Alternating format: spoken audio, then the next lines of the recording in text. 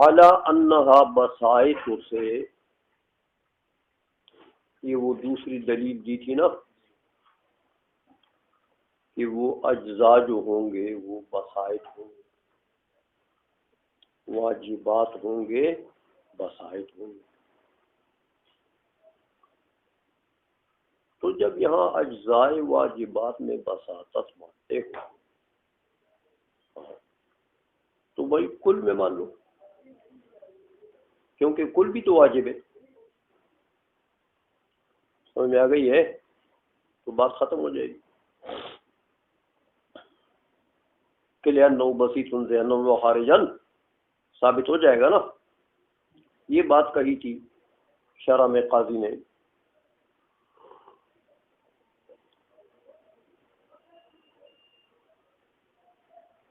اس پر اعتراض ہوتا ہے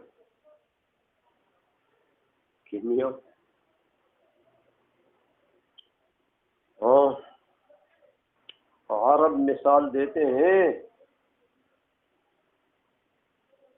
کہ ھذا تعمیر بیت و اہدام مصر، یہ تو تم نے ایسی دلیل دی ہے کہ ایک گھر کو تعمیر کرنے کے لیے پورے شہر کو ویران کر دیا۔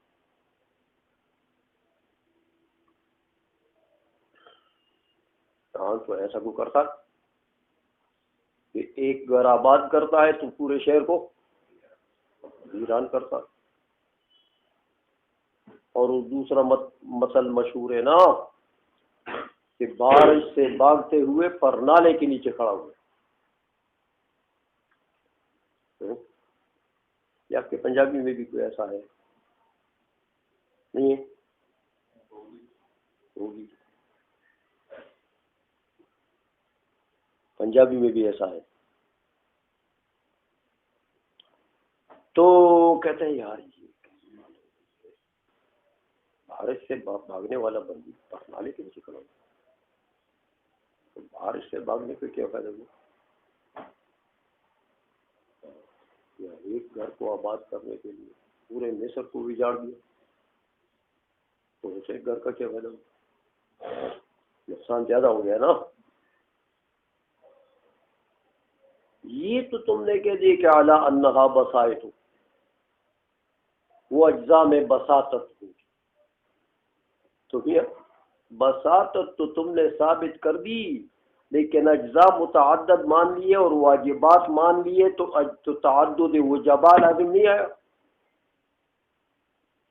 تو شرک لازم آ گیا۔ وجباء میں تعدد نہیں ہوا جب ہر جز کو واجب مانتے اور بسیط بھی مانتے۔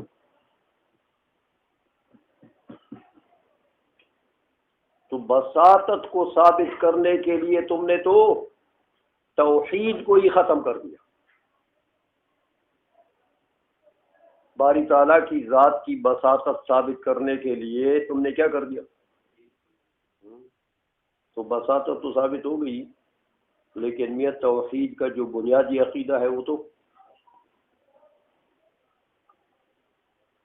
یہ کیسی دلیل ہو گئی یار؟ سمجھائیے، یہ دلیل تو ٹھیک نہیں ہے میاں، اس کی تو خرابی زیادہ ہے بنسبت فائدے کے۔ فائدہ تھوڑا ہے، خرابی زیادہ۔ یہ ایک اعتراض یہاں پر ہوتا ہے، اس کا جواب دیتے ہیں منہیہ لکھ کر قاضی مبارک کہ میاں دیکھو، ایک چیز ہوتی ہے مقصود بالبحث اور ایک ہوتے ہیں اس کے لوازم، دونوں میں فرق ہے۔ مقصود بالبحث جو یہاں ہے وہ بساطت ہے کہ لأنه بسيط ذہنا وخارجا، یہ دلیل دی تھی نا لا یحد پر کہ اس کی حد نہیں، اجزاء حدیہ نہیں ہے۔ تو مقصودی چیز، مقصود بالبحث جو ہے وہ کیا چیز ہے؟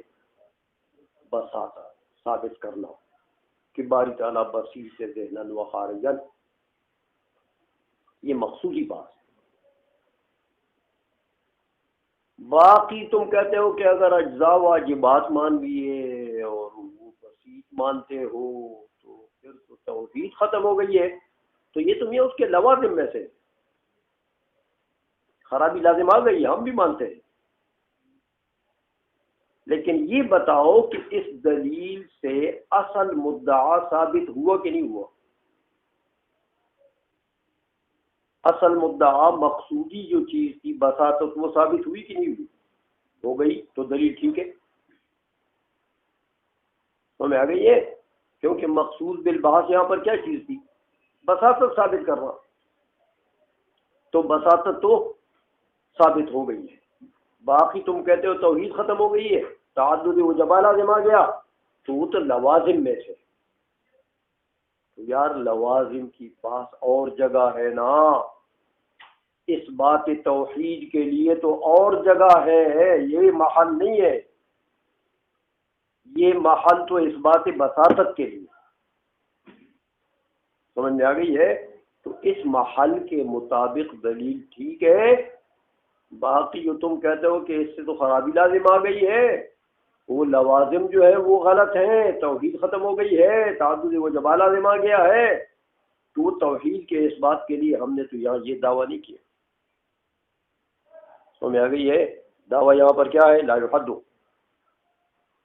لأنه بسيط ذہنا وخارجا، تو یہاں دعویٰ بساطت کا ہے، تو دعویٰ تو اس دلیل سے ثابت ہو گیا نا، تو دلیل مفید ہے، سمجھ آ گئی ہے؟ باقی رہی بات وہ لوازم کی، اور لوازم توحید ثابت کرنا، اس کے لیے یہ محل نہیں ہے، سمجھ آئیے؟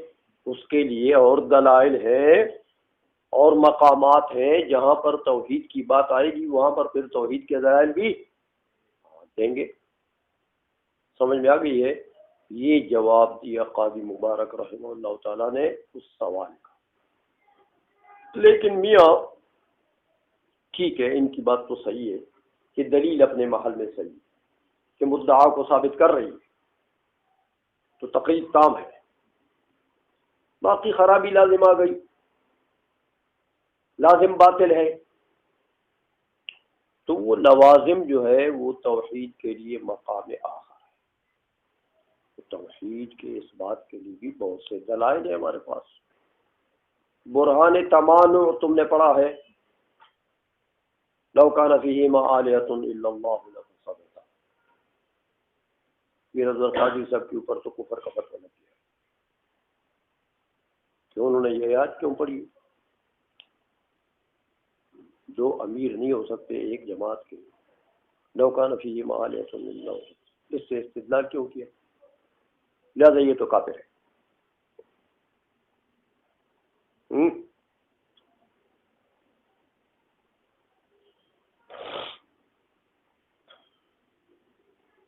یار یہ کفر کے فتوے لگانے جو ہے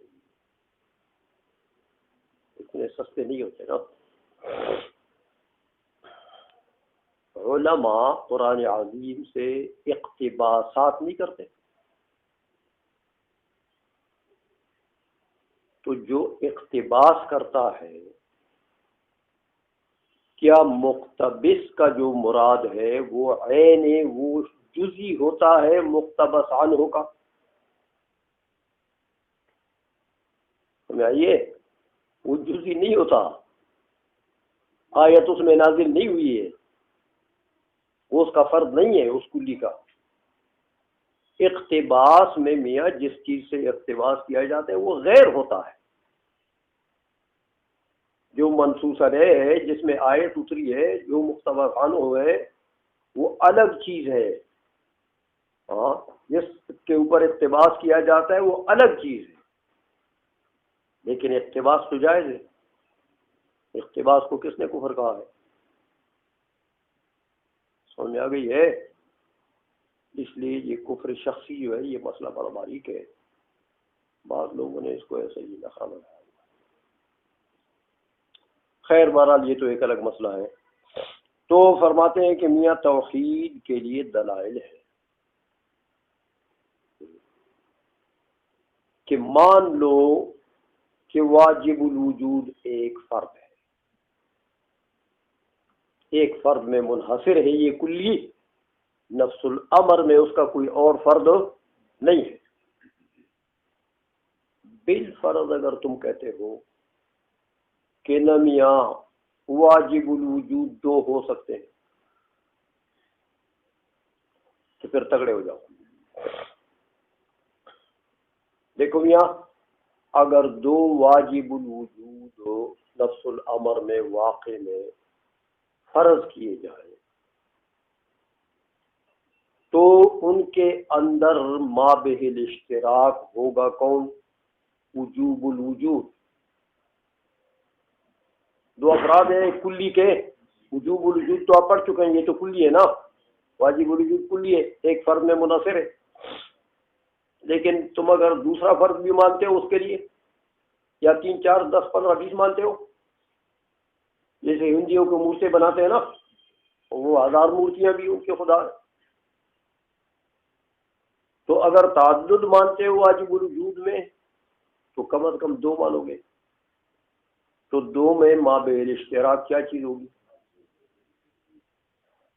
یہ مابع الاشتراک ہوگا، تو جس کا مابع الاشتراک ہو اس کا مابع الامتیاز بھی ہوگا، تو فصل بھی ہوگا، تو یہ واجب الوجود اس کے لیے جنس ان دونوں کے لیے، اور فصل بھی ہوگا ہر ایک کے لیے، تو ہر ایک کی حقیقت مرکب ہو جائے گی کس سے؟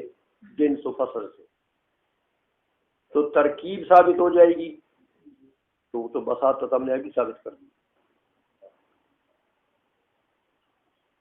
وجوب الوجود میں اگر تعدد مانتے ہو واجب الوجود میں تو لازم آتی ہے کیا چیز؟ ترکیب، تو ترکیب تو ابھی باطل کر دی ہم نے یار، تو تعدد واجب الوجود میں بھی باطل۔ سمجھ آئیے؟ تو توحید کے دلائل ہیں ہمارے پاس، لیکن اس کا الگ محل ہے، یہ محل جو ہے یہ تو بساطت کے اس بات کے لیے، تو اس دلیل نے بساطت تو ٹھیک ثابت کر دی ہے، لہذا دلیل اور دعوے میں تقریب کام ہے۔ سمجھ میں آ گئی ہے؟ ترجمہ کرو گے۔ والغرض ها هنا اثبات البساطت، یہ وہ سوال کا جواب دے رہے ہیں جو شرح میں سوال ہوا کہ غرض یہاں پر اثبات بساطت ہے، اور باقی رہی یہ بات کہ تم نے کہا کہ عقیدہ توحید ختم ہو گیا، تعدد وجب لازم آ گیا، تو اما توحیدہ تعالی فلیطلب ببرہان فی موضع آخر، تو اس کو طلب کیا جائے دلیل کے ساتھ دوسرے مقام، جہاں توحید کے اس بات کا مقام آئے گا تو وہاں دلائل ہے، براہین ہے اس کے اوپر۔ چل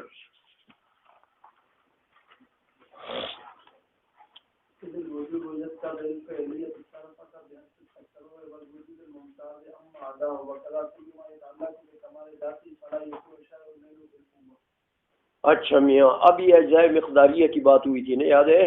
وہ ایضاً لا يتصور له تعالی، شرح کو دیکھو، اجزاء ينحل وينقسم اليها كالجسم فانها بين صرافة القوة ومحوزة الفعل فلا يتصور وجوبها۔ دیکھا کہ جو اجزاء مقداریہ ہیں میاں، اجزاء تحلیلیہ، وہ تو نہ محض بالفعل ہیں نہ محض بالقوہ ہے، بلکہ بین بین ہے۔ ہاں، تو فرمایا کہ وہ واجب تو نہیں ہو سکتا، سمجھ آئیے؟ کیونکہ جو واجب الوجود ہوتا ہے وہ محض بالفعل ہوتا ہے،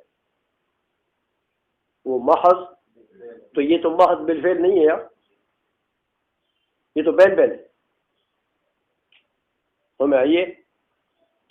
اس لیے فرمایا کہ یہ واجب نہیں ہو سکتے، یہ اجزاء مقداریہ جو ہے یہ واجب نہیں ہو سکتے۔ وہ ایضاً سے دوسری دلیل دی تھی کہ اجزاء مقداریہ جو ہیں وہ تو حیولانیات کے ہوتے ہیں، جن میں مادہ ہوتا ہے، مادیات کے، جسم جیسے، جسم کے اجزاء مقداریہ ہوتے ہیں، تو باری تعالیٰ تو جسم جسمانیات اور حیولانیات اور مادہ اور مادیات سے منزہ ہے۔ سمجھ میں آ گئی ہے؟ اس لیے فرمایا کہ میاں اذ الوجوب یستدعی الفعلیۃ صرفۃ بحسب التقرر والوجود. سمجھ میں آئیے؟ اپنے تقرر، اپنی ذات اور اپنے وجود دونوں کے اعتبار سے واجب وہ ہوتا ہے جو محض بالفعل ہو. سمجھ میں آئیے؟ اور المنتج عما عداہ. سمجھ میں آ گئی ہے؟ باقی کہتے ہیں کہ یہ تو ذات باری تعالیٰ کی بات ہو گئی، لیکن باری تعالیٰ کی جمیع صفات بھی ایسی ہیں جو صفات ثبوتیہ سبعہ یا ثمانیہ ہے نا، وہ باری تعالیٰ کی ذات کا عین ہے نا. تو جب ذات کا یہ حکم ہو گیا کہ وہ محض بالفعل ہوگی، تو ان صفات کا بھی کیا حکم ہو گیا کہ وہ بھی محض بالفعل ہوگی. اس لیے فرمایا وَقَضَا كُلُّ مَا يَتَعَلَّقُ بِكَمَالِ ذَاتِهِ. جتنی بھی صفات ہیں جو کمال ذات سے اس کا تعلق ہے، باری تعالیٰ کی صفات کمالیہ ہیں، وہ تمام ایسے ہی ہیں. کیا مطلب؟ تمام محض بالفعل. فَلَا يَكُونُ شَيْءٌ مِّنْهُ بِالْقُوَّةِ. لہذا جو باری تعالیٰ کی ذات سے متعلق چیزیں ہیں، صفات کمالیہ ہیں، ان میں سے کوئی شے بھی ایسی نہیں ہے کہ وہ بالقوہ یا بین بین ہو. سمجھ آئیے؟ وہ محض بالفعل ہوتے ہیں. لہذا یہ اجزاء مقداریہ باری تعالیٰ کی ذات کے لیے نہیں ہو سکتے کہ یہ تو محض بالفعل ہے نہیں. سمجھ میں آ گئی ہے؟ چلو.